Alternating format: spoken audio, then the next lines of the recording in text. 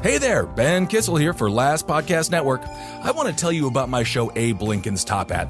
For more than 9 years, Marcus and I have strived to present you with the most accurate and honest political podcast out there. In these turbulent times, it's our intention to unite the country with impassioned debate that reaches out to the rational Americans who find their voices more muffled every day. Every week, I use my political science background, my experience running for office, along with my lifelong passion to stand up for the downtrodden, the wrongfully accused, and the invisible man and woman to bring you news like you haven't heard before. Let's face it, traditional news has failed us. We promise to always tell you the truth the best we see it, and I personally guarantee to not be swayed by hyperpartisanship, but be guided by facts. To listen, search Abe Lincoln's Top Hat on any podcast platform or go to lastpodcastnetwork.com and find it under shows. Hail yourselves, everyone. Now back to Last Podcast on the Left. There's no place to escape to. This is the last podcast. On the left. From your glade. That's when the cannibalism started. What was that? So I started noticing something. Uh-oh. As we were going through this episode. Joe DeMambro has the same physical body as L. Ron Hubbard, who has the same physically shaped body as who? Your favorite special guest of Last Podcast on the Left, Hong Kong Henry Zabrowski. That's right, he does. And so I'm saying, how many specific women of this world have viewed the bodies of both Joe DeMambro and L. Ron Hubbard as the body of God himself? All right, well, don't get too full of yourself. This is the Last Podcast on the Left. I am Ben Kissel with Marcus Parks here in New York. Hi, Ben. And yes, our guest for episode, what are we on now? I think it's 341. So our special guest for episode 341, he's been here for 340 episodes, Henry Zabrowski. Yeah, man, I have the body of a god. And I could see why that's why people react so startled to me when because I'm trying to add more of shirtless walking on the street. Right. Because in LA, I see it all the time. And why should they be allowed to do it and not me? Well, you know who else people get startled by? The leprechaun. It's not because of your godlike body. Oh, where's me go? I would be great as that, honestly, sexy leprechaun. I'm gonna say couch this and wait for Heidi Ween next year, sexy leprechaun. Heidi Ween. All right. So why even mention these cult leaders, you might ask? Today's episode, this stuff, I'm just going to say it's wacky. Wacky? I'm going to go with wacky. Wow. We're going to talk about the Order of the Solar Temple, and I don't know why this story isn't more famous, but ladies and gentlemen, you're going to hear this story here first. Well, we're going to get into why this story isn't more famous. All right. The Order of the Solar Temple, a.k.a. l'Ordre du Temple Solaire. Congratulations. Very good. Thank you. Was a largely mysterious doomsday cult that gained a short-lived worldwide notoriety in the mid-90s for the mass suicide and or murder of 74 of its members in Switzerland and Quebec. Whoa. So now that is far above Heaven's Gate suicide. That's over twice what Heaven's Gate was. Jeez, all right. Yeah, but technically, do they count less because they didn't have any penises? Perhaps. But unlike other suicide cults who do it all in one go, the OST spread theirs over a period of 3 years from 1994 to 1997, killing themselves or murdering other members in 5 separate incidents. Whoa. And I tell you what, they had a little bit extra pizzazz than even Jonestown, even though Jonestown is one of the most famous mass suicides in the world, and we deeply covered it, and the pictures from it are devastating. Right. But if you look at the crime scene photos of the Order of the Solar Temple and the way the bodies were found, laid about in their golden robes, covered in just burnt alive. It is metal as shit. Well, you know, if you're going to commit suicide, it's always important to dress like Ric Flair. Really, that is the key to a. But it is interesting. Don't forget, ladies and gentlemen, as well. I don't know why I'm saying ladies and gentlemen today. I'm channeling some inner AM radio host or something. But it was Flavor Aid at Jonestown. Yes. Flavor Aid. But really, this isn't like Jonestown. There were only a couple of survivors out of the 5 nights in question, and that was only out of one of the nights, nor are there any tape recordings of the event, nor was there any real in-depth investigation done on any of the killing sites, save one. Because they did it right. Unfortunately. I mean, wrong right. Yeah. Right, of course. Now, even though the people of Quebec and Switzerland certainly remember the cult, the Order of the Solar Temple was little more than a blip on the millenarian doomsday cult landscape of the 90s as far as the rest of us went. And there are reasons behind that. First of all, they lacked the panache of the more well-known cults at the time. Ooh, that's where we will have a debate. Because if you look at the footage of inside that temple, it looks like a Brian De Palma film. Well, it does, but nobody but people like us know about it. Right. Because the Order of the Solar Temple, they were not as outwardly dangerous as Om Shinrikyo. Okay. They weren't as wacky as Heaven's Gate. And their end was nowhere near as dramatic as the Branch Davidians. Okay.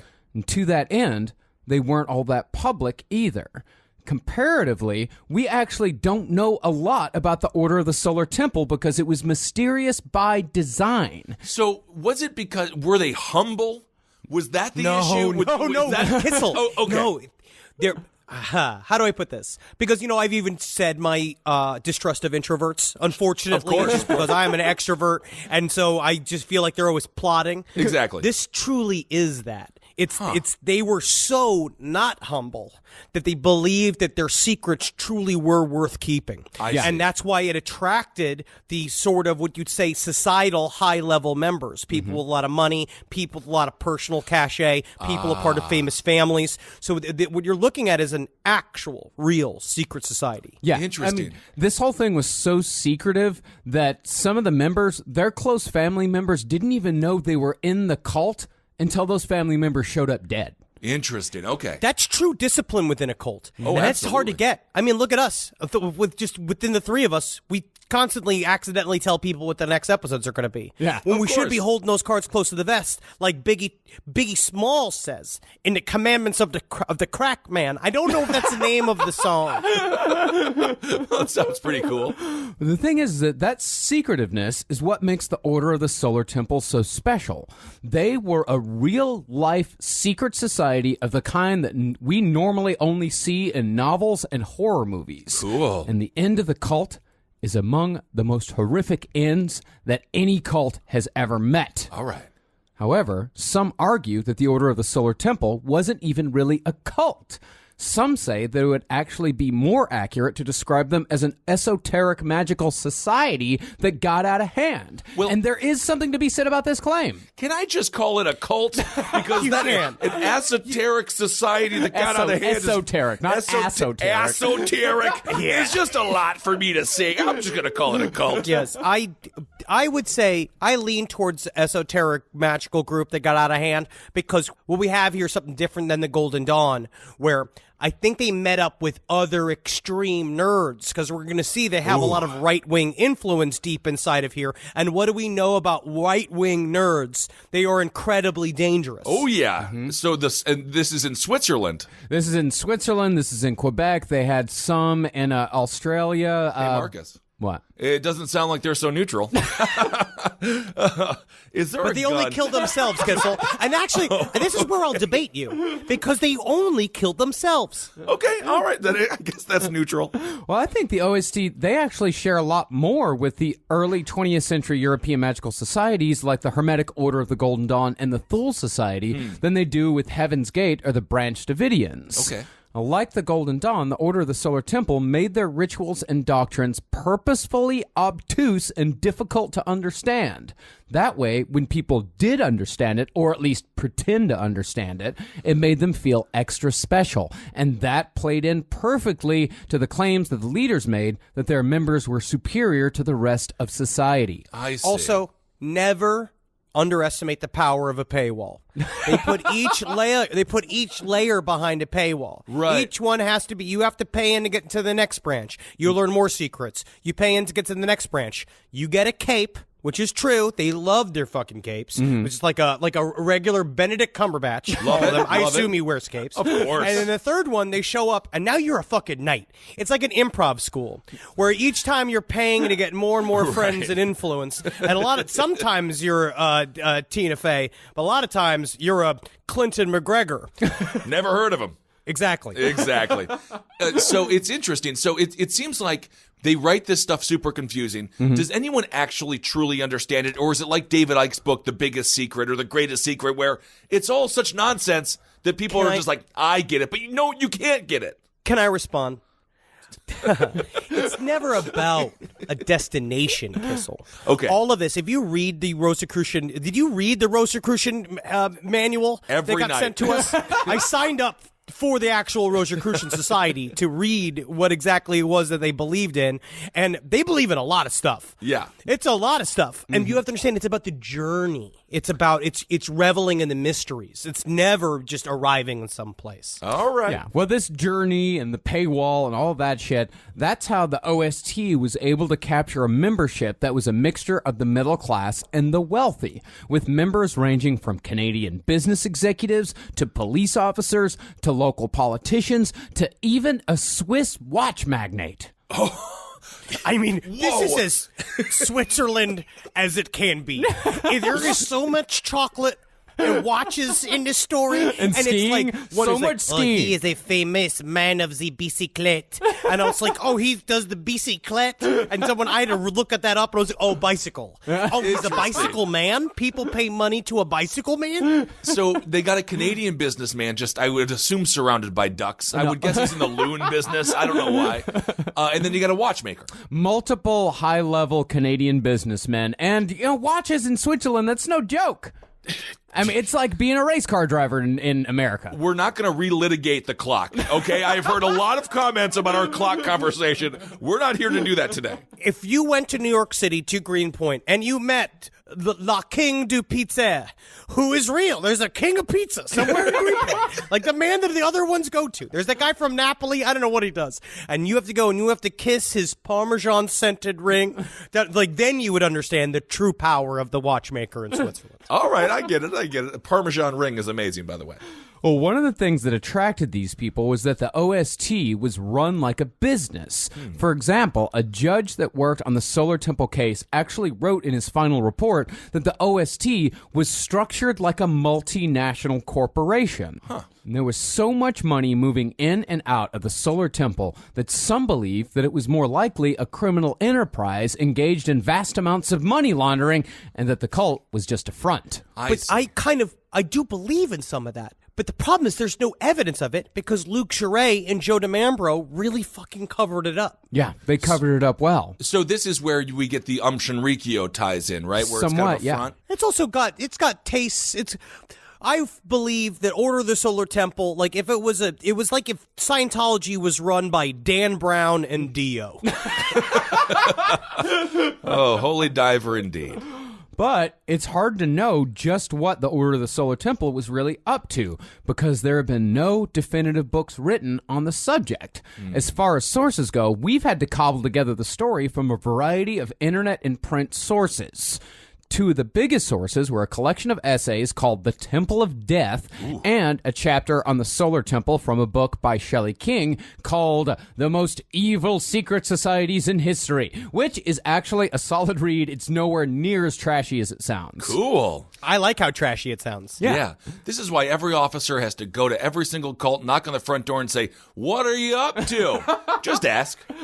Then, in order to fill it out, we've used a wide range of internet sources such as the New York Times, the LA Times, Time Magazine, infosec.org, religioustolerance.org, watchman.org, and Nexus Magazine. Have you seen the runner of infosec.org? What is infosect.org? He looks like if Jesse Eisenberg didn't have the 4% of charm that he has. But, on the other hand, it's also possible that since this story occurred in Quebec and Switzerland, the entire story has been written, just in French. Oh, that's why it's all the letters are twisted around. Yeah. Because I was trying to look at some of the stuff, and I was like, Le bon côté, le bon côté, puis le bon roi, le paquet si, ish, woba, Hey, flame, Good. le flame. I do want to apologize up front because there's a lot of because Swiss French is also different. Right. Right. And it's got that's a whole. I think so. I think it's different. I don't know. It all blends together. But I didn't take French in high school. I took Spanish in high school. Yeah. We were in Canada quite a bit. What was it? Last year. I think. I spoke to a lot of French people. Poutine toilette. That's what I learned. That is French fries with a bunch of gravy on it, and then you got to go to the bathroom. But I would like to reiterate, if there's anybody out there, because I believe there is one book that was written by a survivor, but it is in French. Yeah. So we try to look at it. If we have any listeners that speak French, that have read any of this primary source material, please drop a book report into the email, because we tried as much as we could. So we cobbled together as much as we can. And over this series, we're going to try and put out the most definitive, as much as we can offer, collection of information about Order of the Solar Temple. I would pay $10,000 to watch you, Henry, try to read a book in French, just to see the frustration in your face. No, it's like a Sunday cartoon strip. You're going to come in the living room, the book's going to be upside down. I'm wearing like a smoking jacket going like, International Day. But according to the French, you mean le 2 international. Perfect. Yeah, since none of us speak French, this is the best that we can do. But we've definitely tried our hardest to make this as accurate as we possibly can. We're going to try our best to tell the story of the Order of the Solar Temple. Awesome. But there's a couple of, I heard in this story, because Marcus and I have some different interpretation of the facts, which could either speak to gaps in either one of our reading. Yes. All right, very cool.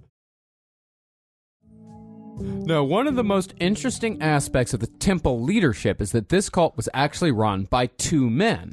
Now, New Age guru Luc Jouret was the face of the operation in charge of recruitment, while Joseph de Mambro, who could easily be described as a professional cult leader, ran things behind the scenes. Interesting. De Mambro really has shit figured out, because he has figured out how to do nothing but still be the leader of stuff for a long time. And up until he died, he actually, I'm going to put this out there, Joseph de Mambro is a successful cult leader. Yeah, where he wanted actually saw it through to the very end, and he got the exact ending that he wanted. Yeah, and he got it at the age of 70. Wow. Yeah, man. So, just my question is, how did the Italian get to Switzerland? Because he's Italian, right? No, he's not Italian. He's De French. Mambro? Yeah, he's French. Oh, okay. I mean, maybe his You last could be name's French and have an Italian last name. I'm learning this too, Kissel. Okay. Do you know that you can have that? You can be like Antonio Babinaccio, and you're from London. It happens. Okay. See, de Mambro seemed to be more the brains of the operation, as he'd run two fairly successful cult/magical societies before Jouret even entered the picture. It's for that reason that our story begins with the life of Joseph de Mambro. I do think that this is very unique in cults from what we've seen. I mean, we now have done full deep dives into Jonestown, Om Shinrikyo. Where else were the other? Heaven's Gate. Well, we didn't do a deep dive into Heaven's Gate. We also did Children of God. Children of We God. did Children of God, and I feel that this is really the first example of Joe de Mambro understood that it takes a village to run a cult. And so he went out there, he knew he had to get good people to surround himself with. And when I mean good people, I actually mean bad people. Right. Can I just ask, what happened to the two previous cults? How did those end? You'll find out. Okay.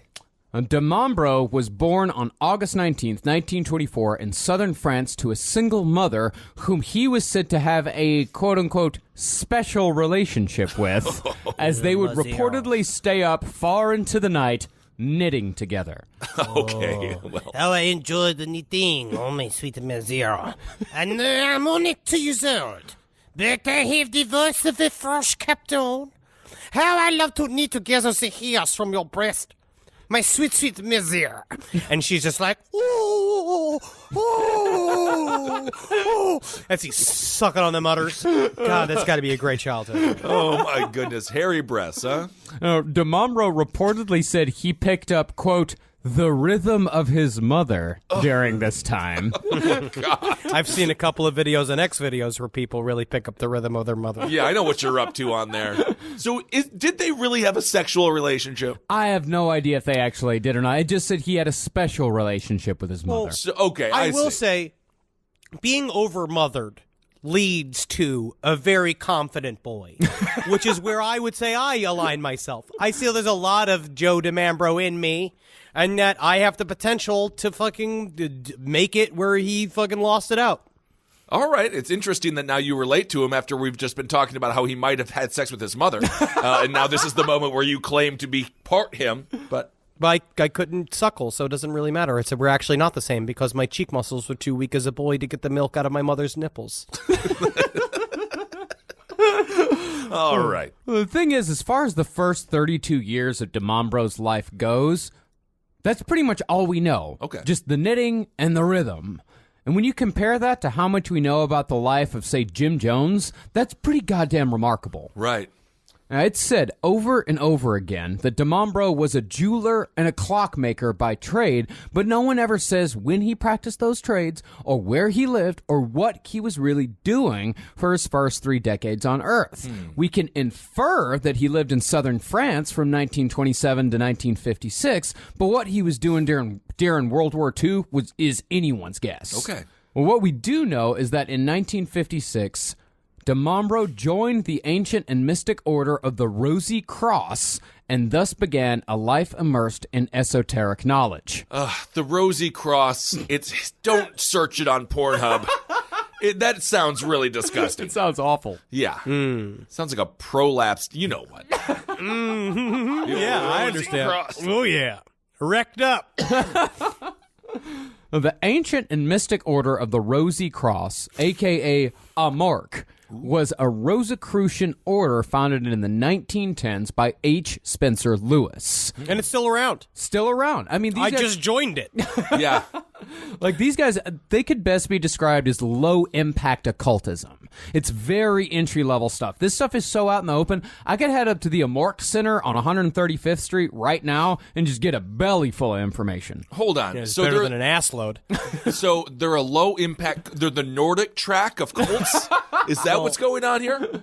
They are their belief system is broad. It is about leading a more spiritual and psychically connected life to nature and our place in the universe. The Rosicrucian Order is said to be a part of mystery schools that have been around for thousands upon thousands of years.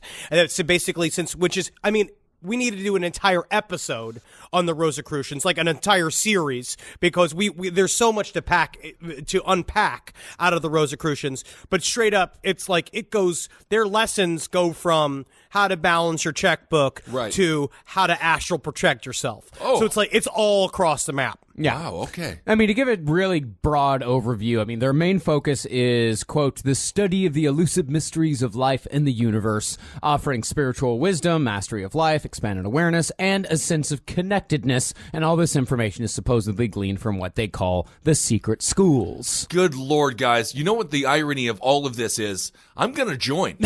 I'm going to go. It sounds pretty cool. I mean, really, Amorc, they're not a cult, even though it certainly sounds like one. I mean, nobody's making a ton of money off of this, and it seems like it's like a fairly innocent fraternal organization that's been around since the 1700s that once boasted Star Trek creator Gene Roddenberry as a member. Honestly, Henry, astral projection, that's pretty cool, but I want to know how to balance my checkbook. I like these guys. I think it only costs something like $105 a month to join. I'm looking at the application right now. They have to choose you, so that is a little bit difficult. But, I mean, secret schools are real. That's a part of what has been around since the beginning of time, this idea of coded information that is hiding, essentially parables and shit that is told from generation to generation that hide within those parables real information about the world. Okay. I mean, people, you could even say that about us, is that if you get through all the jerk-off jokes on our show, you'll learn something. Sure. But it's almost as if the journey through the jokes makes you earn the information. Absolutely. See, Amorc, they're essentially a gigantic mishmash of half a dozen mythologies and religions all cobbled together to form one overarching philosophy. Okay. But for the most part, that's just what it is. Philosophy. There's no real money involved. There's not really any one person at the top. And nobody is having sex because of their association with Amorc. I mean, there's got to be at least one woman in Belgium that if you said, hey, I'm I'm actually a part of a mork, she'd be like, Zutelon, and it just and jump right on you because she knows that you have the powers of the ancients. Interesting. A mork, huh? A mork, yeah. A mork. And since none of that was happening, since there was no money flowing in and out, there was no real power structure, and there was no sex, a mork wasn't giving Joseph de Mambro what he really wanted. You say this, but I actually think it gave him exactly what he wanted. It is a perfectly vague superstructure of beliefs that what you can then do is take that information and package it. So like Rosicrucian order, when you join a mork, what you get is these lessons that you're supposed to ruminate over for an hour and a half each week, and then you essentially take a test and you go through all of his shit and you work your way up the levels. Very similar to Scientology. But I think what he realized is that it's because of the vacuum of leadership, is that when you could go in there, you can create a whole esoteric society and be like, holy shit, because you're probably in this room filled with a bunch of impressionable people, both like women with no bras on and men with handlebar mustaches. Sure. I don't know what Belgium is like. I don't know what it's like in southern France. But you're sitting there but you're like, I can own all these bitches if I fucking figure out how to make myself the top of the pyramid. And how do I do that? Oh, I just tell them I am. Well, I think Joseph de Mambro, yes, he was looking for information, and he did glean a lot of information from Amorc, but as far as activities went, that wasn't what he wanted. He wanted something more. He wanted something a little more dangerous. Okay. And so in 1969, when de Mambro was well into his 40s, he'd been with Amorc for about 13 years. Oh. He'd left, and it seems like the lesson that he took with him was this: the esoteric world is a mashup culture. You can mix and match whatever you want using the myths, religions, and histories of the past, and just so long as you sell it, you can get people to follow you. Huh. But de Mambro had no interest in a philosophical society. He wanted something more powerful, and I think we can infer this from his criminal record at the time. He was arrested for impersonating a psychologist in France in the early 70s, so we know he had no problem manipulating people. Oh, thank you for coming to my office. Isn't it how interesting that I could make a therapist's office just by putting up a sign? Yeah, it's great to be here, yeah. Yeah, you're the hugest woman I've ever seen. My prescription for you is to cut off your feet. Well, that is Too tall for you, sir. I mean, ma'am. the third psychiatrist to tell me that this week. I guess I'll just do that. And de Mambro was also arrested for writing bad checks around the same time, so we know he had no problem with fraud. Okay. De Mambro was primed and ready to begin his new career, and he did that in 1973 when he founded the Center for the Preparation of the New Age. There's a part of this that it's not that I appreciate the work that Joe de Mambro put in, but I will say there is an entrepreneurship to starting a cult that I respect in a way, where you look at it where, like, on some level, there's the book that we have been reading on this, the Order of the Solar Temple, the Temple of Death, has a really good breakdown of, well, you know, when we look at eventually at the Knights Templar, what's really the difference between a successful cult and a religion? Right. If the successful cult manages to fit in correctly into society's needs and the things that it wants, and essentially, and there's enough infrastructure around it that then the status quo allows it to exist, eventually it just becomes legit. Like, you can have billboards up, you can do all the shit. And de Mambro was trying to mix and match it, but the thing is that showing all the check fraud and all this stuff, on one level you could say, oh, he was just trying to fake it till he made it. Right. But then the other level is, oh, he's a classless scumbag that will do anything for money. I do like that idea of of cult leaders as entrepreneurs, because in some ways they are, and I would love to see them on Shark Tank. And naturally, Mr. Wonderful, he would buy 10% of the company, $500,000. That's probably what they're about worth, you know. That appreciation, if you could show, but you got to do the math on Shark Tank in order to prove it. And then you have Marshall Applewhite just being like, and then all you have to do is snip the tip, and they're all like, that's interesting. Do you have proprietary rights to that, to cutting the top of the penis off? Or? Mr. Wonderful always takes a royalty also. You know, it's ridiculous. Well, still in France, de Mambro began attracting followers by convincing him that he was the reincarnation of everyone from Osiris to Moses. Ooh. And those chosen for his group, well, they just happen to be the reincarnations of famous people, too. Don't you want to feel special, Marcus? Just for a fucking second. Don't you just want to have a mysterious, tiny, fat-bodied man with a mustache tell you that you're special? Because I've been looking at you, Marcus, honestly, a lot. And we've been doing this show together for 8 years. I'm sorry, Kissel. Unfortunately, your last reincarnation cycle, you were a box of chicken. You were from Kentucky Fried Chicken. You were literally just a box of chicken thighs. So you're doing great now. But Marcus, can I tell you? Okay. I think you're a descendant of Ripley T. Zeppelin, the inventor of the Zeppelin. Wow. It is amazing. That's incredible. Congratulations. Everyone is always reincarnated like Cleopatra or like King Tut. Maybe you're just the town fiddler or like the person they called like the magic tickler, and like you were crucified for doing that. Oh, just so you know, for those bits of information, you guys both owe me $500. Fine, here it is. De Mambro exerted complete control of his followers early on, decreeing that he was the only one with the knowledge and the foresight to pair his followers in marriage, and these people could only have children if and when De Mambro allowed it. Well, this is sort of, can I actually say, but this is when the center of for the preparation of the new age was kind of already clicking along. Up until then, he was throwing a lot of Rosicrucian shit at them, and then hit them with, I also can see your life cycles with my mind's eye. Well, deciding when people have relationships and then deciding when they can have kids, that's really intrusive stuff here. Yeah, extremely so. Now, the reasoning behind this was that since everyone was a reincarnation of someone famous and powerful, selective breeding would naturally produce the strongest offspring that could usher in the said new age. How many women were Marilyn Monroe? That's what I want to know. Can you be multiples, or do you only get one? I think that De Mambro was allowed to be multiples,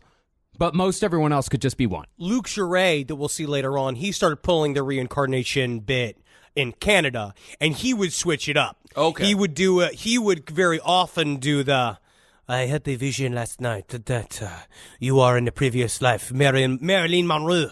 And the only way for me to prove it is that I have to test it with my penis. Uh-oh. And then the next morning he'd wake up and she'd be like, I'm so glad that we had that conversation last night about me being Marilyn Monroe and how I'm going to be bride of the cosmos. And he's just like, yeah, about that.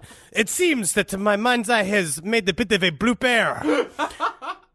You have to leave. You have to get out of here. You know what? I don't care. People always say, I want to come back as Marilyn. Come back as Ruth Bader Ginsburg. That's what I say.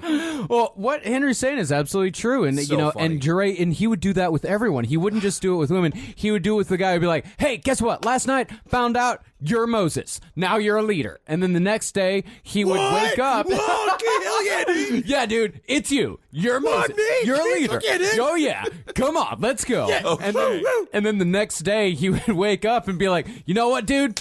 I was wrong. You're not Moses. Guess what, Ben? You're Moses. Cool. I love You're not Moses. So it sounds, I mean, honestly, they sound like a mix between Billy Mays, R.I.P., the greatest pitchman of all time, and then just somebody trying to get laid. It's like Billy Mays and a pickup artist. Yeah. You got to start somewhere before you become a deity, and that's how you start, man. This is the Bush Leagues of being a god. Okay. Yeah. Well, as far as pairing everybody up went, when it came to the reincarnations, so let's say if someone who was the reincarnation of Moses were to unwittingly get together with the reincarnation of Cleopatra, you're going to have all sorts of problems there. Naturally. Of course. Yeah. Do we want to create another Jamie Kennedy? One is enough. But if you mixed Cleopatra with, say, King Arthur, then you got something special. Okay. Yeah, you do. And De Mambro said that he was the only one who knew the path to successful breeding. He was the breed master. Okay. I like the term, the breed master. I kind of want to just get a what it says, like, official breed master license and go in like, y'all should fuck, like, back around. Yeah. Sounds like a horrible horror movie where you get it, like one of those movies where you just see the cover back in the day, the VHSs, and then you put the VHS in, and in this case, it would just be a bunch of horse insemination, and you're like, why am I watching this? It was a cool cover, but this is disgusting. So while De Mambro was heading up the center, he started picking up lackeys that would follow him until the end. One of those was respected Swiss orchestra conductor Michael Tabachnik. Now, Tabachnik would eventually go on trial in the late 90s for his involvement in the Solar Temple, and there's a lot of speculation as to how much he was really involved. But we do know that he had extensive knowledge of the occult and at the very least wrote many of the materials that would eventually be used by the Order of the Solar Temple. Okay. So together, de Mambro and Tabachnik took some of de Mambro's followers and moved to Geneva, Switzerland in 1978. Very nice. There, they rebranded the Center for the Preparation of the New Age into the Foundation of the Golden Way. This is important because this is Scientology did too. It's about shifting locations and names and stuff. So essentially, you're even confusing the people that are already involved. Picking up basically by changing the name, like remember New Pepsi? Yep. For some reason, you get a fucking bump every single time you change the name because people go like, oh, what the hell is that? And it starts with these lectures. But also, de Mambro very smartly held out for these type of famous people like Scientology did, where he understood, like, I need respected members of society to be involved in this to bring people into the fold. So if he was a cult leader now, he would get Instagram's Norbit, Frenchie in the News, Doug the Pug might be able to be a member of the cult. But I don't think Doug the Pug can be flipped. No, I don't think so either. He's honest. As the sun burns, he is honest. I actually have a story about Geneva, Switzerland. My grandfather had a lot of money in the banks there. Did he? But we're not going to go into that. Oh, weird. I wonder why he had to hide all that money. No, it's fine. I mean, he wasn't. I thought he was country that was famously neutral in a certain war. Whatever, man. Yeah, it just feels weird that he had to strap a bunch of money to his body in order to cross a bunch of country lines to go put it in an unnamed Swiss bank account. Yeah, but he was before ATMs, so it was a little bit more difficult back then. So, Now, even though things were going fair to Midland when it came to de Mambro's Egyptian-based cosmic children hodgepodge, he was missing a hook. Something romantic to really capture the European imagination. And the hook that he eventually found was the Knights Templar. I just imagine it's flags and trombones and horses whinnying and they're out there and they got it's cool, man. It's super metal. Like, like coming as they're fucking over the ridge. They got fucking a bleeding Jesus on a cross. Yeah, everyone's scared of him. I'd be opening up my beer cans with a guillotine. No, that really does sound fun. Now, the Knights Templar are among the most storied organizations in history, popping up in everything from Indiana Jones and the Last Crusade to the Assassin's Creed video game series. But since their period of relevance occurred almost 1,000 years ago, and since they were a secret society of sorts, and since it's just a damn good story, the historical record on the Knights Templar is heavily debated. Okay. It is heavily debated. We are literally just scratching the surface of a topic that has books and books and books and ducks and all of the shit and movies all piled on top of it. Right. Dan Brown is literally drives in a yacht with wheels because of the Knights Templar. They are the Knights Templar is I want to cover them very, very badly. We will. Fully. And we will, as a part of, eventually we will do a Secret School series if I'm allowed my say for once. I think that you get your say I wouldn't say you get your say. I think you get your yell quite a bit. But of course you make great decisions. Now, when you're debating this, you're not allowed to wear pants, right? Is that the rule where it's like the debate has begun, remove your pants and then sit and then, I don't know, assume whitey tighties?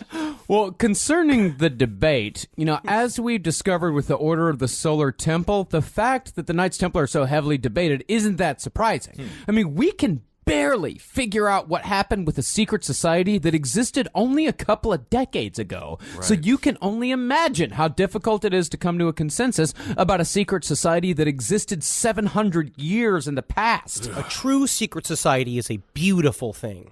Because what they've learned over periods of time, it's like what we've seen with the Freemasons. Now the Freemasons have a new Netflix series where they're trying to be super transparent about everything, which makes me just trust them even more. It's like the new Pope. I hate that shit. I hate when you're now, so now we're nice. Right. But a part of it is when you create the wall of secrecy, the wall becomes a mirror. And then you can put whatever you want onto it, and that's exactly what they want. But the Knights Templar is debated because of the workings of it, because we're going to see it became way more like McDonald's than the Illuminati. Interesting. Okay. So what we're going to give here is the Occam's razor version of the story, told as succinctly as we can get. So the Knights Templar were a Catholic military order that was established in the year 1119 between the First and Second Crusades, back when Christians decided to take back the Holy Land through a centuries-long campaign of warfare, torture, and murder. But the thing was, taking back the Holy Land was meaningless if no one could actually go there. So the Knights Templar were created to escort rich people on holy pilgrimages from Europe to Jerusalem. Now, yada, yada, yada. There's a lot of yada, yada, yada in here. History in there. There's a lot of Okay. Yeah, a lot of yada, yada, yada in those two fucking paragraphs. All right.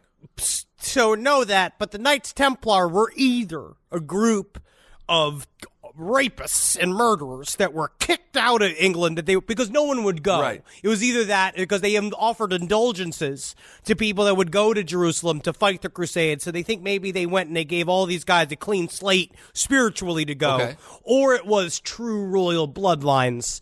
Don't know. Yeah. I don't know. It could have also been like that these were truly pure beings, that these were pure men with altruistic Christian faiths that were doing their duty towards God by bringing the faithful to the Holy Land. I mean, they sound like it's exactly what it's exactly what the Pennsylvania Polka King did. He just brought people to Poland. They probably just got hammered and had a great time. They might have, or it could be that the Knights Templar were just a bunch of psychopaths that wanted an excuse to put a sword through someone's throat and not have any consequences. Honestly, that's pretty cool. Fueled by the power of Jesus Christ himself, you're allowed. You are told by Jesus to fucking murder. Oh, yeah. So you're just out there to with that fucking square helmet going like, in the name of Christ, I cleave you. And then just fucking slashing open dude's fucking guts, and he's like, and then the guy next to him is like, should we have asked them to convert first? No, God will do it. And the other side. But even though the Knights Templar were definitely among the most feared combatants of the Crusades, only 10% of them actually saw any combat. The other 90% were administration. Their racket was to hold on to the valuables of pilgrims while they were off on their little jaunts, and while they were gone, the Templars would charge interest, essentially inventing modern banking as we know it. And also, that's the problem with our public school system, the bureaucracy. Give more money to the teachers, cut the fat of the top. That's right. This is not your stuff. Sorry. This is Knights Templars time.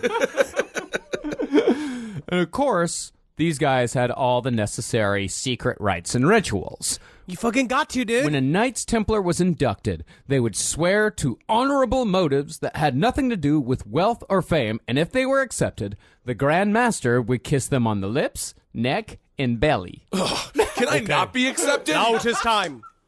Sir Kissel. Yeah. Of the Purient. Reveal your belly. Why are The you raspberry of motorboating me? holiness. Does it tickle you? He's a witch. Horrible. Cleave him. But the thing was, as time went by, the Templars got soft. By the time the 1300s rolled around, the Arab world had been lost, the Crusades were over, and the Templars were little more than businessmen and bankers. But what I heard was that they didn't get, it wasn't so much soft as it was they got organized.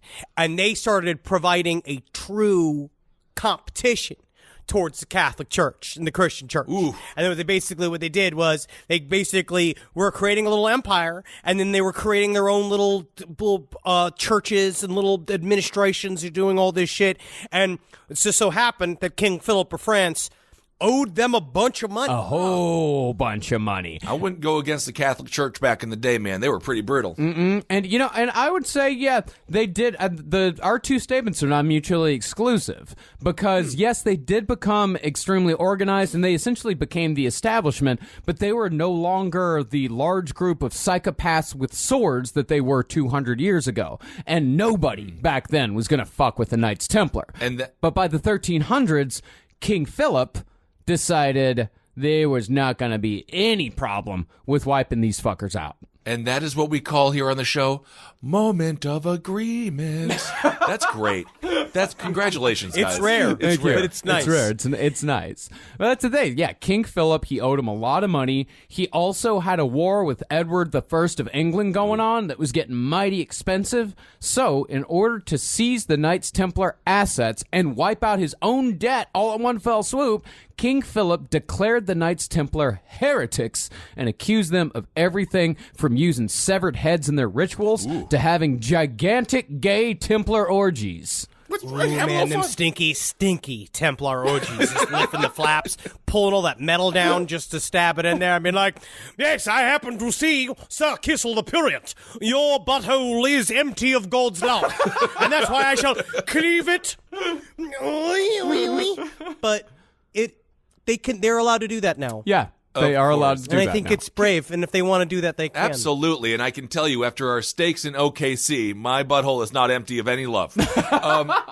Edward the First. Shouldn't that just be Edward? Well, there were Edwards afterwards. This is a whole thing. Okay. Yeah, if he was the only Edward, they just call him King Edward. But then there was like 2, 3, 4, 5, 6. There's a lot of Edwards I afterwards. just think it starts at the second. It should just be Edward. What it does is that it tells you that there's a succession of Edwards. I see.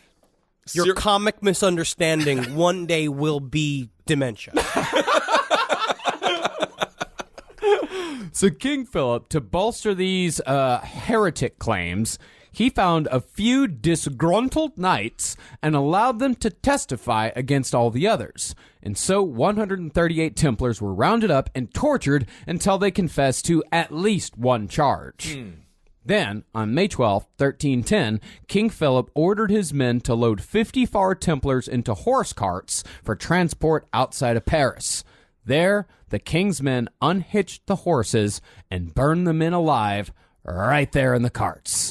Essentially putting an end to the Knights Templar. Okay. Now, to come back, remember this. This is the story that is then used to fuel Order of the Solar Temples and the idea of the retribution for the Knights Templar. I see. And the concept that they then existed in secret for years and years and years, passed on by secret members of the Knights Templar. for centuries. And that weird fake fact would be used by cults and various esoteric groups for the generation. So this allows them to claim victimhood, right? To say, we've been persecuted in the past. Growing up, I heard a lot about the Romans throwing Christians to the lions. It's like everywhere. And it did happen. It was just a long time ago. Yeah, it kind of came out on top. And honestly, the Christians kind of, they spent that whole cachet with, the Crusades. Yeah, because they kind of flipped it and reversed it and became bloodthirsty psychopaths and monsters. Interesting. For a little while, for a few hundred years. What's a few hundred years among friends? Now, of course, it's not just the martyrdom of the Knights Templar that makes them attractive to esoteric groups. There's also the fact that, to put it in the most human way possible, the Knights Templar looked super cool in a way that frankly appeals to nerds. Okay. Yeah, it fucking does, dude. It's metal as shit. It's fucking, you're out there, you got the armor and shit. Nothing makes a fat man look better than armor because it covers it all up. Yeah, I mean, of course, fat men look great dressed like toasters and other appliances. Naturally. Yeah, it's pretty much the aesthetic is the knight in Monty Python and the Search for the Holy Grail, the one that guards the bridge that gets all of his limbs chopped off. That's pretty much a Knights Templar aesthetic, but you make it white instead of black. Okay, I see. No, dude, and you also have it directed by Guy Ritchie. The whole thing is that that guy is supposed to be a fucking badass with his fucking beard hanging out of his fucking chainmail, and he's got a huge broadsword covered in the blood of heretics and shit. It's fucking awesome. Can I just ask, what the hell happened to Guy Ritchie? Did Madonna just ruin the guy? I think he's got a new movie coming out, actually. It's supposed to be like a... King Arthur was not. It was brutally bad. Well, so because the aesthetic appealed to nerds and because of the whole victimhood martyrdom thing, a resurgence in Neo-Templar societies founded by intellectuals and occultists came in the early 1800s. And by the 1950s, hundreds of these organizations existed throughout the world, with many of them claiming that they were being initiated as Knights Templars from the spirit world by ascended Masters of the Temple. Honestly, I do get it. That is much more exciting than being Steve. That's an exciting life to live. I get it. And burgeoning cult leader Joseph de Mambro looked at this super interesting mythology that had an attractive built-in iconography that was rooted in a familiar religion, i.e. Christianity, and he said, yeah, I was initiated too. Okay. Hell yeah, dude. You just claim that you're a Knights Templar, and then all of a sudden you are. That's the magic of suggestion. Okay. Or lying. It's also lying. Oh, you say one way, I say the other way, because I consider myself a bit of a entrepreneur. Now, de Mambro wasn't the only person knocking around Europe in the 70s that was obsessed with the Knights Templar.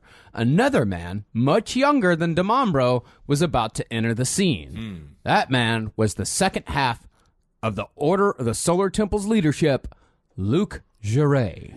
Now, Luc Jouret had what de Mambro didn't have, which was he had the looks, he had the gumption. He sounded like, remember in Home Alone when they're all in the hotel watching the French television and watching the French television shows? He looks like those French actors. Where it's just like, I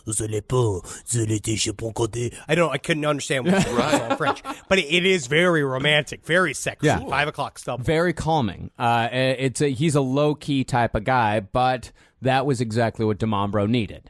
Now, since Jouret was a good 20 years younger than de Mambro, we got a little bit more information concerning his early life, but again, compared to guys like Jim Jones, there really isn't much. Luc Jouret was born in 1947 in the Belgian Congo in Africa in what is now known as the Democratic Republic of the Congo. Okay.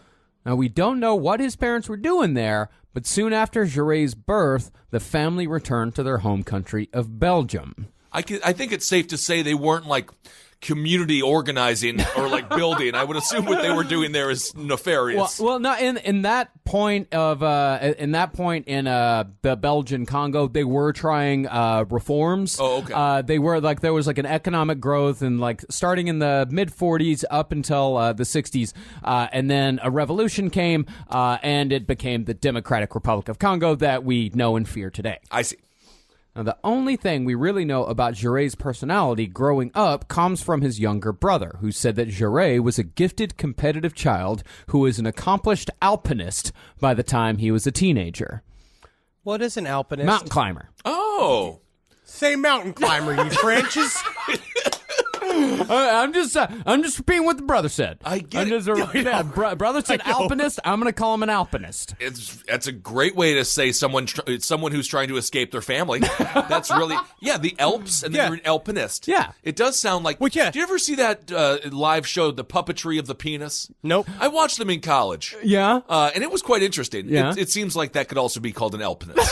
Hi, my name is Alpinist. I am the creator of Puppetry of the Penis. Absolutely, of course. It does make a lot of sense. Then, when Jouret reached his late teens, he began consorting with a group called the Walloon Communist Youth. Do they walk backwards? What is the Walloon? That is just... It's fun. It's cute. Okay. They're trying to make it cute. I don't know. I mean, it sounds like when we say Walloon, like it's different than like, say, if you're speaking French, you're like, Walloon. Communist Youth. Or yeah. Okay. Wallon. Walloon Communiste. Youth Communist. They do sound like a cult that invented the duck face in the selfie pictures. These guys presumably made up of a bunch of teenage Belgian communists. Okay. After that, Jouret took those communist beliefs with him into the Belgian army, where he served as a paratrooper. There, he told one friend that he would, quote, help communism to clean out the army. Although I have no idea what that means. All right. I don't know. Help. Because it didn't seem like it worked. No. Because I don't think that they take to it. I don't think they take to a new 17-year-old communist being like, we should all share the same bar of soap. And they're like, get out of here. But following that, Jouret attended the Free University of Brussels and became a licensed physician, which would become one of Jouret's main selling points, because if you can't trust a doctor, then who can you trust? In the book we were reading, in the Temple of Death, Jouret, in an interview with this reporter, actively says that the doctors of previous society, which I have no clue if it's real or not, were at the shamans and the priests of their society. So why shouldn't a doctor move closer to being a priest? And that a doctor should have the same level of importance to his flock as a priest does. So he should be both controlling their body and their spirit. Okay. But soon after beginning his practice, Jouret became disillusioned with the medical profession and set off traveling the world in search of himself, where he picked up acupuncture and homeopathy. Now, for those of you who don't know, homeopathy is the practice of treating a disease by giving the patient small doses of natural substances that in a healthy person would create the symptoms of the disease. For example, just earlier this year, a boy in Canada made headlines when he was treated for aggressive behavioral problems with a homeopathic mixture that contained rabid dog saliva. Why? Well, how you get that? Because if he's aggressive, then you treat him with something in the natural world that makes you aggressive, i.e. being rabid. It's supposed to be like a natural inoculation. Yeah, something like it's supposed to get the body working its own red or its own white blood cells. Well, I mean, he could have turned into Cujo. What are they doing in Canada? It's nice to be in the paper, though. Yeah. It's a big deal in Canada. Well, a less extreme example would be treating allergies with minuscule amounts of red onions, because red onions make your eyes water in the same way that allergies do. Onions. Yeah. I love red onions. Onion. I love an onion, but I'm not saying that it's, but we just, does it work or not? I have no real opinion on it. I feel like if whatever works for you, but I guess you should probably vaccinate your kids, though. Yeah, I would think that's probably a big thing to do. I would think so. Polio's coming back, Yeah. which is a problem. That's a bad thing. Yeah. Now, I do know in Switzerland it is legally recognized. In Canada, it's legally recognized. It's you know. Yeah, I just feel Canada, they wear the same colored denim on the top and the bottom. well, nothing wrong with a little tuxedo. Come on. Well, the point is, though, is that homeopathic remedies eventually became Luc Jouret's bread and butter. By 1976, Jouret had set up his own homeopathic clinic in Belgium, and since the two are closely related, Jouret started getting into New Age belief as well. Usually, if you're into homeopathy, you're probably into crystals, too. I took another but notice that you are getting very fat. So I will literally give you some bread and butter. Yes. Because it makes you fat. And you think that maybe you eat what makes you fat and you get skinny? I don't know. I was hoping for the bread and butter treatment. Hell yeah. But the New Age stuff wasn't Jouret's only interest in the esoteric. He also just happened to be obsessed with the Knights Templar, and reportedly had been from a young age. And since he was starting to amass a bit of a following with his homeopathic clinic, he started meeting with other people in Europe who were also in the New Age game. And one of those people was Joseph de Mambro. Ooh, so he had his own little Magnolia Bakery going on. Which not Magnolia Bakery. Magnolia Bakery is here in New York City. I think it's the Magnolia Farms. Was it just the farms? Yeah, you're talking about JoJo and Chip. We saw the silos. You saw the silos? We saw the silos. Yeah, it's not Magnolia Bakery. And we had to explain to you in Waco as well that you were not going to be getting cupcakes. I remember you a just little being like, insight into 'cause our we- traveling. We don't need all that. We definitely drove a half hour out of our way because I wanted to get a shirt for Jackie. And I remember Kissel being like, yeah, I guess it's fine if you go over there. I can get myself a cupcake. I was like, no, that's not what it is, Kissel. And you're like, see me and tell me. I go up in there. There's not going to be any fucking cupcakes for us? And I was just like, no, there's not. There's not a bakery. It's not going to be anything. We're just trying to get a shirt. And then we arrived, and it was a fucking 2 lines around the block. We're Yes. like, fuck this shit. I don't like that your impression of me is like the fat guy from Varsity Blues. Do you remember that guy? Good Lord. Well, de Mambro and Jouret, they didn't join forces immediately. Rather, de Mambro introduced Jouret to another guy who was obsessed with the Templars. That man was Julian Arrigas. Oh, man, this fucking guy. Now, Arrigas is a hard guy to pin down. Some say that he was a former member of the Nazi secret police known as the Gestapo. Others say that he was just an interpreter for the Nazis, but still did 4 years in prison for collaborating. Okay. Either way, though, the guy's a fucking Nazi. Okay. He was a straight up for real Nazi, like Yeah. not a nude Nazi, not a alt right Nazi. He was an actual had a uniform. Right. Okay. And white supremacists of all stripes have flocked to the Knights Templar for centuries like moths to the flame. Ah, I see. For example, because, these guys are, they're crusaders. Right. They take the white man into the Holy Land and kill the brown man. And a little understated fact about white supremacists and the alt-right, they're fucking nerds. Yeah, they dude. really are nerds. That's why they're worth. I love nerds. Let's not malign nerds. Okay. I love nerds. The problem is aggressive, evil nerds. Yeah. The evil nerds, which we've already covered with the Nazis, they Right. still exist. Yep. And they need to be stamped out, number one, by not fucking them, and number two, by physical force. All right. These guys were, Anders Breivik was one of them. Yes, we'll have to cover him in the future. Yeah, I mean, Anders Breivik, he, if you'll remember, killed 77 people in Norway Yep. in just one day in 2011, claimed to actually be in the Knights Templar. I see. He said that he was part of a secret Knights Templar underground cell that had members all over Europe, and the reason behind the massacre was to draw attention to his far-right anti-Muslim manifesto that was largely a plagiarization of the Unabomber manifesto. Okay. He just switched out some words. Right. Now, Anders Breivik was probably lying about the vast underground network business, but at the very least, Breivik loved cosplaying in a homemade military uniform that featured a Knights Templar medal as its centerpiece, and Knights Templar iconography plays heavily into the imagery of quite a few modern far-right groups. I love cosplay. I think it's adorable when you cosplay as Daredevil or as Killshot or something I like that. sexy cosplay, too. Yes. I like that quite a bit. Military cosplay is a special kind of intense. I want to say the word nerd. I don't know what's the other word for it. But military cosplay.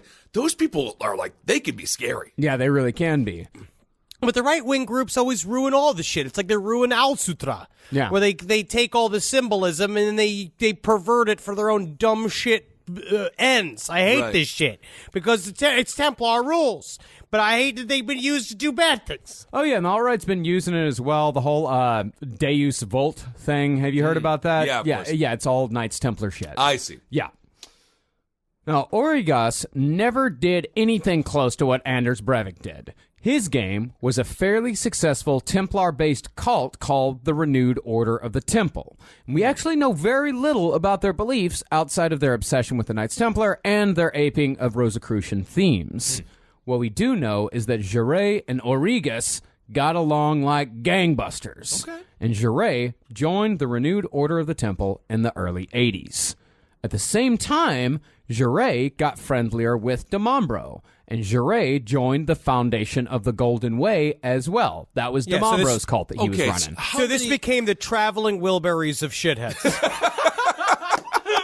Okay, so how many cults are we dealing with right now? Right now, we just Three. got two. We got the- right now, it's just two. It's Origas and de Mambro. Okay. No, we got Luke Jouret's cult, too, that he's dragging along his members with. Well, it's not a cult. Luke Jouret doesn't have a cult yet. He just has a follow. Like, he has That's a small the homeopathic following. That's stuff. the homeopathic. Those are his patients, I right, guess. Right now, Luke Jouret has good customers, Okay, but it's not quite a cult just yet. I see. But besides his affiliation with these groups, Luke Jouret was becoming a star in the New Age world in his own right. His homeopathic clinic was getting more popular, and as a consequence, Jouret was gaining his own followers. And when Jouret realized that he really had something special here, he took his message on the road, giving lectures at New Age bookstores around Europe, preaching the virtues of naturopathy and ecology. So a part of his central tenets were that disease was caused by bad things going into the body, and that he also felt that spiritually pollution was created by bad things going into our souls on planet Earth. So it started with a really light message about eating healthy, taking Right. care of yourself, and all this shit. But he immediately would shift right into this Age of Aquarius stuff, saying that the Age of Aquarius was coming, and the only way for us to make the spiritual jump to the Age of Aquarius was that we needed to cleanse our souls and we needed to cleanse our bodies. And because if not, we're going to be, he didn't clarify what would happen. But he Interesting. did say it would be best to prepare yourself for the jump. He is already planting these seeds. I'm going to say also, I'm just going to go out on a limb here, 60s and 70s, the worst pop song, Age of Aquarius. I hate that I song. kind of love that song. I love that This song. is the dawning of the age It of drives me Aquarius. Well, why did I do this? Age of Aquarius. It's always like hot hippie chicks dancing and guys with long mustaches kind of shimmying next to him. Yeah, I mean, like Henry was saying, I mean, this is all pretty innocent stuff in the early days. And of course, it's a mostly positive message, and it's delivered by a handsome, charismatic guy. And so Jouret gained even more followers. More like fans, Okay. I would say. But in 1983, Origas died, leaving the renewed Order of the Temple leaderless.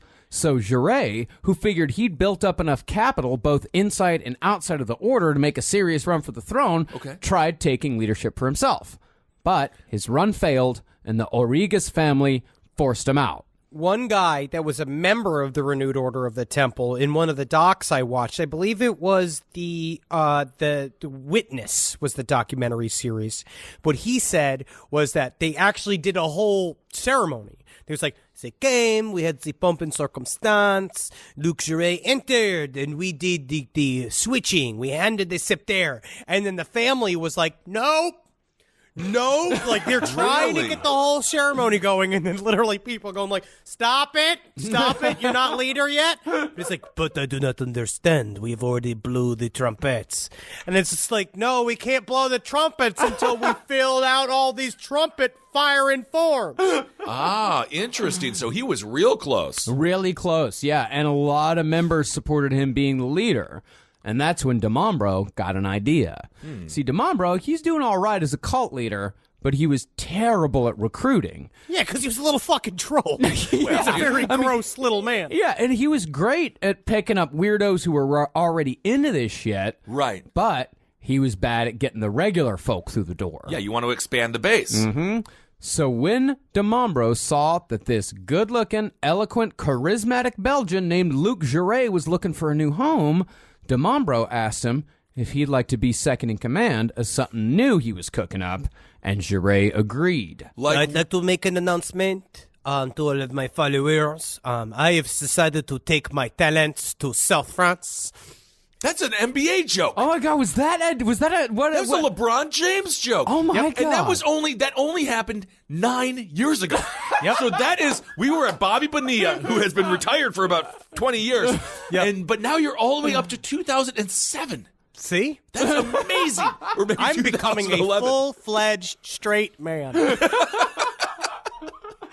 So, Luc Jouret took half of the Renewed Order of the Temple membership and his homeopathic followers and merged them with DeMambro's foundation of the Golden Way, and that is how the Order of the Solar Temple was born. Awesome.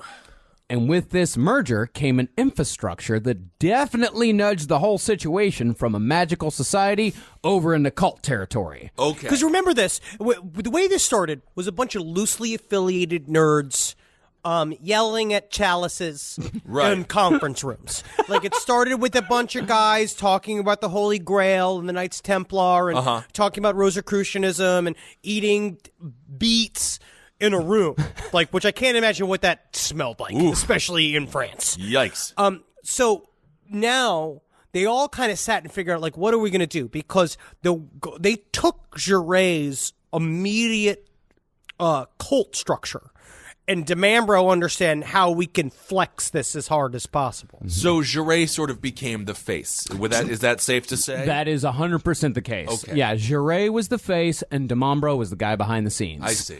And around this time, Jouret introduced levels into the mix, which is essential for any money-making cult. Of course. Now, there were 3 structures that a member had to ascend through to make it to the inner circle.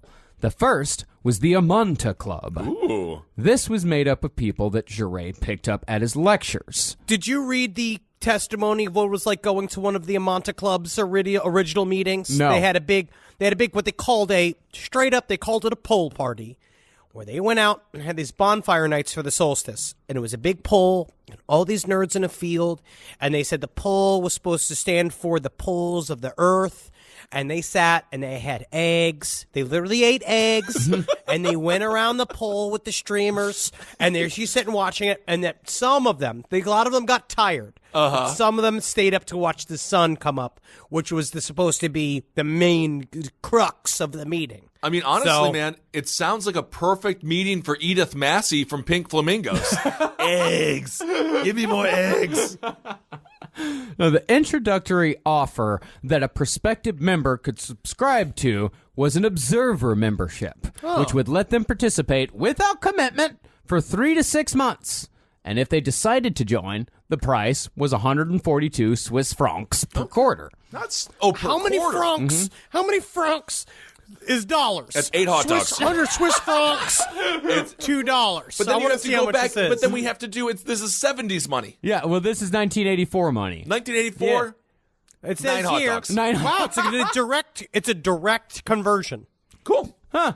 So $142. So actually, quarterly. So you're paying about $1,000 a year. I would say a grand a year. That's introductory, though. That's expensive. It's a middle class expense. Okay. And If you get a cape, honestly, that's pretty much worth your money right there. I got $300 for MUFON, and that's all. Like this time, I got the hat, I got the new polo, I got the lanyard. But now I find out that when I sign up for the VIP thing, I get a new VIP inspector polo, and then I get the platinum lanyard. Man. It's cool. Yeah. It's very cool. Congrats. Is the new shirt, is it more breathable? It's worse. It's a terrible shirt. Very good. Now, once people were a part of the Amanta Club, they would then be in charge of spreading the word by booking more spots at more New Age bookstores for Jouret. I see. And they would do one hell of a job, as Jouret would go on to speak at over 200 functions. And these lectures seemed like they would be, when you first checked out the advertisements, you think, this is typical New Age feel-good time, because, this is what one of the advertisements said. Quote, Luc Jouret, physician, speaking on love and biology. Ooh, interesting. See, it's kind of romantic. A little bit. It sounds cool, and it's very innocent, because that's what he would do. I mean, this was really before it got sinister. Yeah. It obviously was always a grift, but the thing started as, he was doing the inspirational speeches, and they were trying to figure out. They really just, in the end, before they wanted to murder everybody, they really just wanted to control everybody. I see. So it's like when you see a sign that says comedy, live comedy night, and then you go in and someone it's a prop comedian. Yeah. And you're like, this has all been a lie. Well, I mean, even though it wasn't that dark in the early days, but it definitely had an edge to it. Because when you went in, you heard Jouret preaching about ecology and healthy living and all that, but the tone was starting to get a little more apocalyptic. He said definitively that the end of the world was coming and that we'd all be killed by either a collapsing environment or supervolcanoes or both. So he's a fire and brimstone nutritionist in a way? Is that Yes, which is a rock and roll nutritionist, man. Okay. Rock that diet, buddy. interesting? But the audience members could avoid all of that if they followed Luc Jouret. Of course. And if a person bought that line of horseshit and joined the Amanta Club, they were then eligible for the Arcadia Club. But only those who were deemed worthy were asked to join this level. You couldn't apply for this. You had to be asked. Honestly, this is fucking UCB. Yeah, it's UCB. This is Michael Ian Black, and what's the other one? Amy No, it's Poehler. not Michael Ian Black. No. It's Amy. It's all of them. It's fucking Matt Besser. Nobody outside of New York City knows what the fuck UCB is. Or they don't know what UCB is. They don't know what improv classes are. All right, forget about it. They know what improv classes are. I've seen that in several cities, and I think you recognize your improv teachers a little bit in Luc Jouret. Yeah, absolutely. Now, if people bought the first line, they'd be asked to join the next line. Okay. Now, once people reached the level of the Arcadia Club, they were given more advanced knowledge that Jouret said would enable them to move towards a higher consciousness. And of course, the price went up exponentially at this level as well. What are we at now? Well, I don't know. I we don't know. Absolutely have. I have no idea. It's the prices where it says "ask the manager." You know what I mean? Where you're fucked. Interesting. Yeah. Okay, but we can assume it was pretty expensive. Pretty expensive, because just like with Scientology, each level came with a set of prohibitively expensive books that outline the theology. But the trick is, as it is with Scientology, that information only raises more questions. Of course. And those questions are only answered if you reach level 3. The top level was the International Knighthood Chivalric Organization of the Solar Temple, which I assume sounds a lot smoother in French. But I will say you get the cape. Well, This is where you get your cape? You get a cape at every level. So you could have 3 capes at this point. You get a white cape at the first level. Okay. You get a red cape at the second level. And then the third level, black. Ooh. Black fucking cape, dude. That's so badass. That's what I want from my cult. Yes, I want merch. My white cape would be just filled with like ranch dressing and ketchup just immediately. I see that you have turned your white cape, Signor Kiseo, into more of a Dalmatian-colored cape. Well, the third level came with an extraordinary initiation fee. This is where only the richest and most powerful would be allowed. Okay. And it demanded, quote-unquote, severe discipline. Yeah, man, you have to not slap Luke Jouret every single time he says something dumb about how tomatoes will make you not gay anymore. Yeah, it sounds like this whole level 3 sounds like the gym coach in in Nightmare on Elm Street Part 2. Mm-hmm. That's what it sounds like. Extreme discipline. Yeah. It seems like this is kind of is it a sexual thing? Well, we're going to get into all the sex afterwards. We're going to get into the sex in the next episode. People are so in need of like a bunch of really rigid rules. It's quite strange to me. I love it. I don't know. According to Ursula K. Le Guin's The Dispossessed, people are naturally inclined to be governed because it's easier to be governed. Yeah. That's what Loki said. Interesting. Yeah. Yeah, that's what a lot of villains say. Ursula K. Le Guin's not a villain. Was Loki a villain? I watched the new Avengers and Loki is no longer a villain. He actually helped us. Well, in the first Avengers movie, he was a villain. That was the greatest political speech in the history of movies. But soon after founding the temple, Jouret's lectures started taking a darker tone. On one Swiss radio show, he said, quote, "We are in the reign of fire. Everything is being consumed." He then started putting out audio cassettes of his lectures, including one called Fundamental Time of Life, Death. Interesting. Wow. Okay. In one of his most unknowingly prophetic remarks, Jouret said this on that tape. Death is the ultimate stage of personnel growth. And this is just the beginning of the order. I see. So Yeah, man, he's already doing Death's the Ultimate Trip. Yeah. Which has Right. been like, well, I mean, I'm like, cool, Luke, and all shit like that, but I thought we were going to like astral project, so I like could go into my ex-girlfriend's house and see her take a shower and shit. I don't know, man. Right. Crazy. Now, while Jouret was acting as the face, de Mambro was behind the scenes building the mythology, slowly creating his own little world of deception, subjugation, sex, and eventually murder. Murder. And that's where we'll pick back up next time with the actual beliefs, rituals, members, and eventual criminal activities of the Order of the Solar Temple. All right. Well, this is, I'm just going to say, as I said before, wacky. You think this is what It is wacky. I because wouldn't call this wacky. No, because everyone's just buying into it. The Yeah, man, cult it's stuff to metal me as shit. We can go metal, but it is just funny to me how, it's just how easy. It seems too easy to start a cult. People That's all are I'm saying. They had a couple under We their have belt. the amazing thing is that we have no idea how many cults exist just in this city that we're in right now. Of course. How many cults are in New York City right now? How many Buddy, cults are in I'm Los Angeles right I'm in now? Los Angeles. I almost just joined a cult when I was doing yoga. They show up all the time. You never know when this shit pops up. I Right. love cults, though. This is still my favorite of all the. This is my favorite. Me too. Of all the true crime subjects, Right? Because you can really get into it and you can see yourself. Because I do believe in this life, man, you're either a leader or a follower. All right, and so like the Marines say, which I've always believed, you gotta lead, follow, or get out of the way. Right. You know what I mean? And that's on a T-shirt. No, I've also not. seen a T-shirt where it says on the back, where it says, "If you could read this, the bitch fell off." Yeah, no, in no way is that a bumper sticker side by side with the Confederate flag. No, that is just totally all right. The Order of the Solar Temple. Well, awesome stuff. Part 1, yeah. Part 1. Yeah. This is going to be a 3-part series. Yeah. All right. Yeah, are we doing 3 parts? We're doing 3 parts, buddy. All right. Awesome. Let's get this going, man. I'm fucking all about it. And I tell you what, today, you know what I'm fueled by? And I'm going to do a plug for a listener who sent me this. I don't know who sent it to me, and they sent it to me a while ago. But I love my Spring Hill Jack coffee, but I just got a Man-Bot coffee. It's real good. All right. Very good. Very good. Yeah, so I'm about to take a big old shit. Wonderful.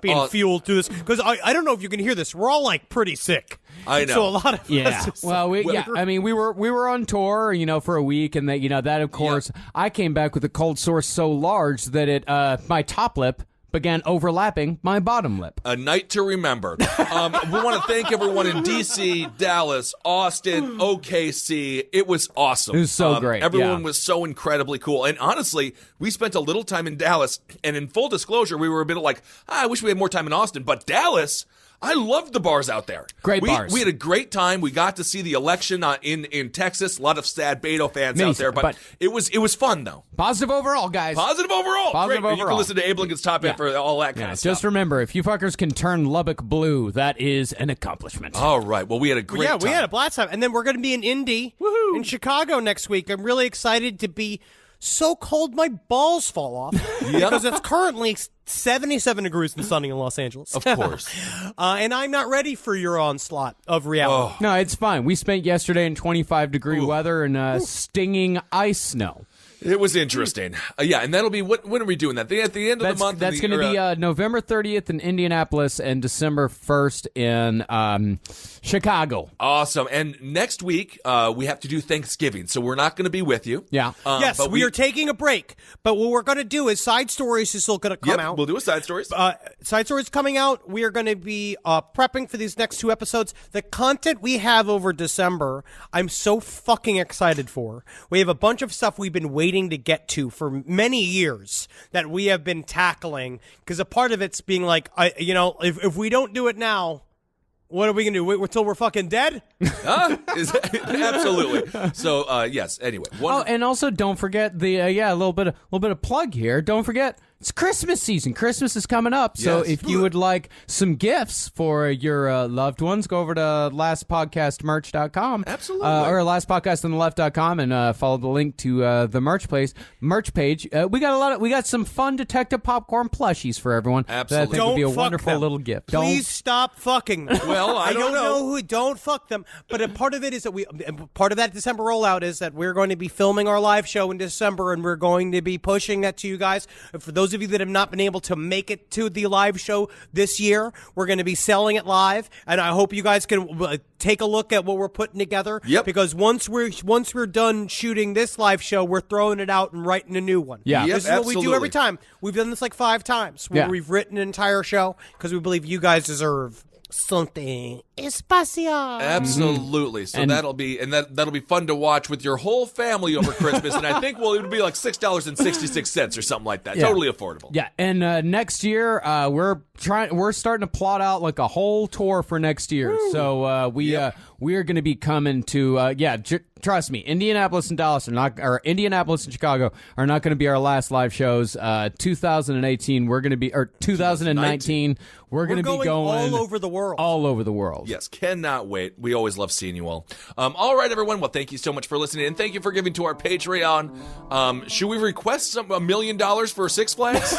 Well, this is going to be our new idea. I mean, we actually have to put a heading on our Patreon page, but we got a new Patreon level, $1 million a month. Six Flags on us. Six Flags on us. 6 Flags on us. If That's anyone easy wants to it, do. we will take you to Six Flags, and we'll have a hell of a time. And it's on us. And it's on us. It's on us. The And whole you can trip will be on even us. if you just do $1 million for 1 month and can't, that's okay. We'll still go to Six It's Flags. so fun. On us. On us. It's on us. You get any of the rides you want to go on, any of the corn dogs, any merch. We'll get Yeah. the fast pass. You can stack We're a not bunch going- of hats on my head. I don't care. All right, everyone. Thank you all so much for listening. Hail yourselves! Hail Satan! Elgin. Hail me! And a Magustalations. And may the memories of the Knights Templar go far into space. Honestly, it does sound fun to, clink some beers to. Yeah. Yeah. It does. Hey, Side Stories listeners, this is Henry Zabrowski. You may recognize me. I'm the host of this podcast along with the other fucking monster, Ben Kissel. And I'm here to tell you about Trollville, a new series brought to you and created by me, Natalie Jean, and Sina Ghaznavi. This show is about what happens when you take an internet troll and you watch his online behavior slip into his real life and see how does that change him. Is he ready to join society? We've made this project with a lot of love on our own dime. I'm really hoping you guys will enjoy it. It's $1.99 per episode and $5 for the entire series. It's over 50 minutes of my body jiggling back and forth. We're really, really proud of it, and we hope you guys can check it out. It's on Vimeo. The URL is vimeo.com/on-demand/Trollville. Again, that's vimeo.com/on-demand/Trollville, which is troll as in pieces of troll, and Ville, V-I-L-L-E. Please check it out. I think it's a fucking masterpiece for my sweet, slippery fingers. Hail Satan.